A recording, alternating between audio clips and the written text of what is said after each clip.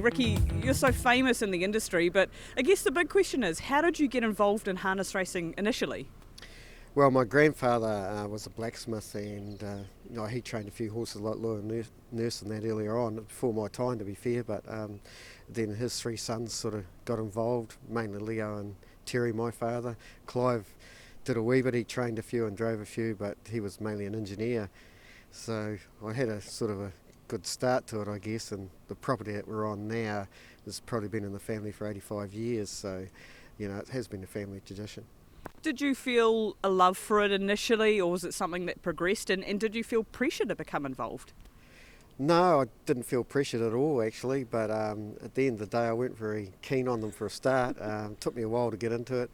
My cousin Paul May, which was Clive's son, he was more keener than me. He used to come every school holidays and he used to get all the drives home and that, and he's probably every bit as good as me, but sort of he went and was a mechanic, so he didn't carry it on and I did.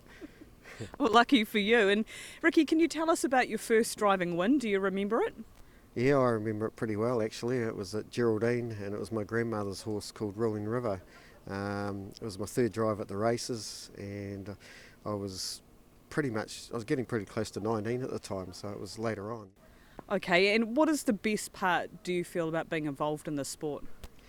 The people in it, I think. It's good to come to the races and everyone's mates. Your mates off the track, you're not on the track, but everyone gets involved in it, and it's a good atmosphere really on race days.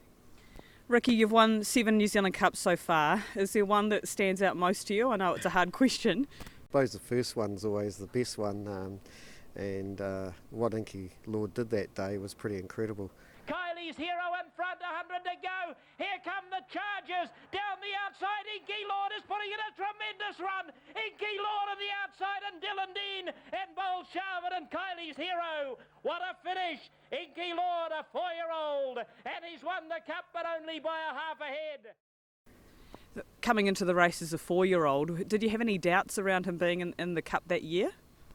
Well, Brian was always pretty keen to start him. He was such a good little stayer, but he had a bit of trouble going away and things, so that was probably the biggest issue. But in his lead-up races to the Cup, he won the Hannah Memorial and that. He went, really went around and sat parked and won it. It was a real good effort, so that was sort of a, pretty good indication that he was right up there. You mentioned being the first Cup, Ricky, one of the highlights for you. What were the emotions as you crossed the line over those final few stages? Yeah, well, I actually couldn't believe it. I was pretty stunned because I always remember Colin Phillippe drove the most perfect race you could ever drive, and I beat him. I don't know how, but because I actually got checked, at the 600 and probably lost, 15, 20 metres. Just incredible how he went. And then fast forward 8 years later, Iraklis, and he was hot favourite to win that year, but he only just got home. How were you feeling? Yeah, he did. He went great in all the lead-up races. That's what made him so hot favourite. He was, well back in the field and went around and sat parked, and the horse that got the trail, Smooth Dominion, almost pounced on me right at the finish. I think if he didn't go rough, he probably would have beat me. Iraklis out to challenge, and he zooms to the lead. Iraklis has hit the front as they race down with 150 to go. Smooth Dominion's running on well. Further out on the track to Brabham and Bradshaw. Iraklis, Smooth Dominion, maybe the boil over. Smooth Dominion, Iraklis fighting back. He's a mega star. Iraklis has fought back. He's won the Cup. And in 2005 you won with Robert Dunn's mare Mainland Banner. You made a mid-race move to Sat Park, but how confident were you with her being a 4-year-old mare in that race? Oh, she's an incredible horse, best mare I ever driven. She won a maiden race at Ashburton on Boxing Day and won the Cup the same year. It's just incredible what she done in the one season. Just like she's an unbelievable horse really, and great stayer, absolutely probably better stayer than she was, speedy wise, but she went on and won all the 4-year-old races as well, so she was just one great horse. Going towards me Muchacho, he's struggling a bit, me Muchacho. Here's just an excuse. Mainland Banner, just an excuse, and Elder Serena, Mainland Banner, the new Queen of Addington, and she writes her name into the record books. I guess it's so hard to put one cup up against each other when they're all so special and have such unique stories. Yeah, they all have actually. I don't think that'll ever be broken what she did, but I guess, you know, they were all very good horses. And fast forward, of course, to Monkey King 2009-2010. He was a crowd favourite. What did you feel when he won finally with you? Yeah, no, I was, probably, you know, I was that wrapped actually because he probably deserved it. He got beat in the other cup, he got second.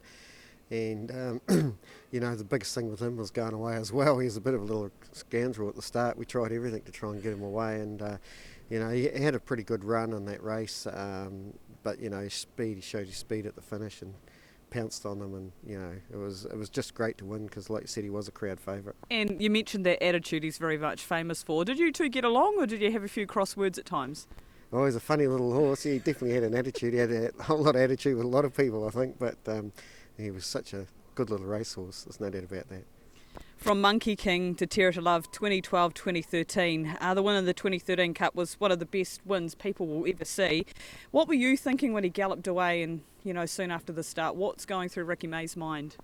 Yeah, I didn't know what to expect. Actually, it was, you know, very uncanny for him because, you know, he was a wee bit funny at the start, but he always sort of got away reasonable. But he made a proper muck-up of that cup.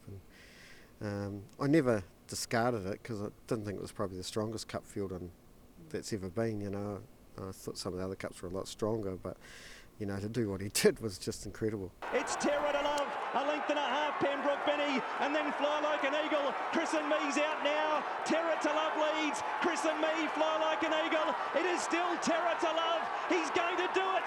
It is the greatest cup win of all time.